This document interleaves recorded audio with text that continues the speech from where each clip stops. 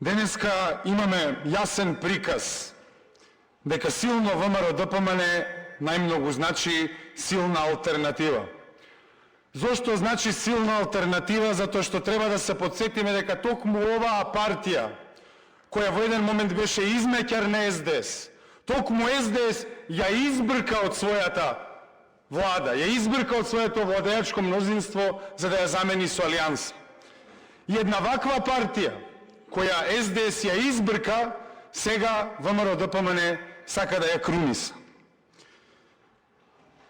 Алтернатива и како дел од нивната предизборна коалиција вреди да се подсетиме дека ја овозможи легалистичката рамка на минатиот мандат и дозволи една делегитимирана влада, која ние заедно тука со нашите пратеници во претходниот мандат пробавме да ја бутнеме, кога тогашниот претендент за премиер беше да вади масно ткиво, тој влен го спаси СДС и дуи од пропаст.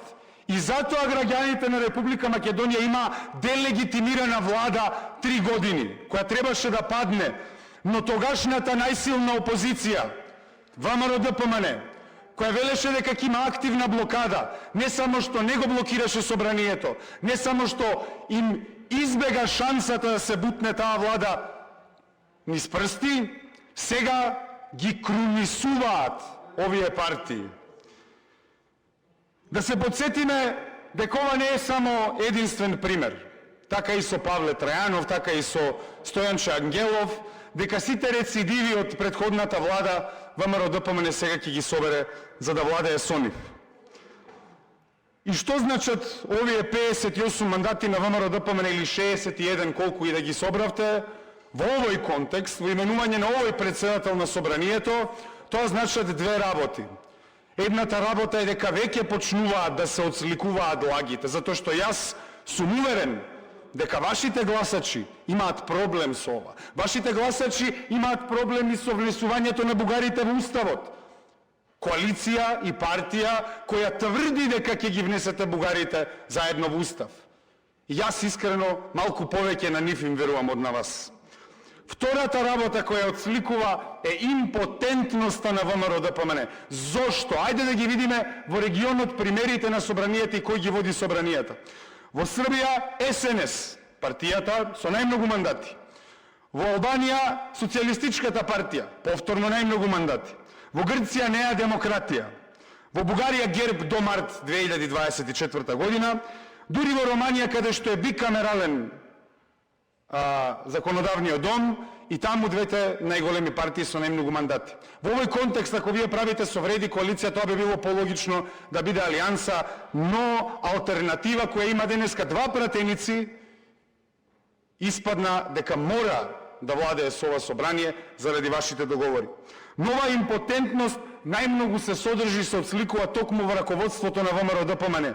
Затоа што видовме дека цитиравте некои работи са Бајле, ајде да го цитираме предходниот председател на ВМРО ДПМН Никола Груевски.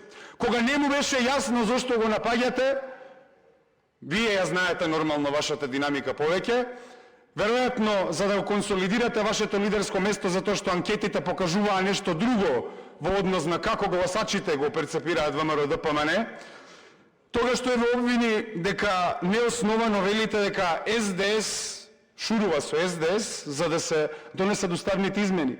Но да се подсетиме дека во јуни 2023 година токму Мицковски и Ковачевски во клубот на пратеници договорија тогаш влада. И ваши беа зборовите, ВМРО ДПМН се спремни да направат влада со СДСМ и да ги донесат уставните измени.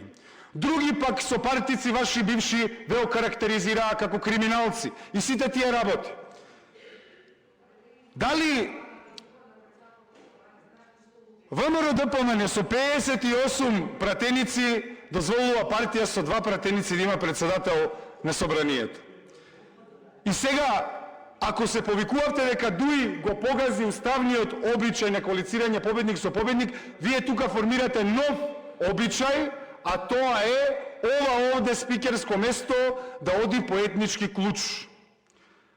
Вие внесувате уште полош уставен обичај. И затоа можеме да предпоставиме дека не само што Африм Гаши го бираме за председател на ова собрание денеска, туку го бираме и за еден премиер кој ќе владее во последните 100 дена, како што тоа беше случајот и со претходниот спикер собраниски, затоа што тој обичај ние овде го формализираме. Джабе се 58, джабе се 61 и 63 партија со два пратеници ќе владее со ова собрание и доколку не му е по волја било што разрешување на некој министер од неговата партија, вие ќе треба пуч да му правите по ходниците, затоа што нема да можете да свикате седница. И сега, за крај, вие наводно, мислам, тоа ви е наративот, ги браните македонците од бинационалност, но вака вие бинационалноста ја формализирате. Но тоа е и нормално, затоа што вие се повикувате на континуитетот на Ванчо Михајлов, а тој континуитет вели дека треба редефиниција на државата. Затоа, на оваа седница, но и седницата за формирањето на владата, ќе биде јасно дека зад левица ќе се обединат сите прогресивни сили, прво против овие антидржавни практики, а после и против самоволието на вашата идна десничарска влада, која ќе има за интерес да отвори нови хидроелектрани. Ви благодарам.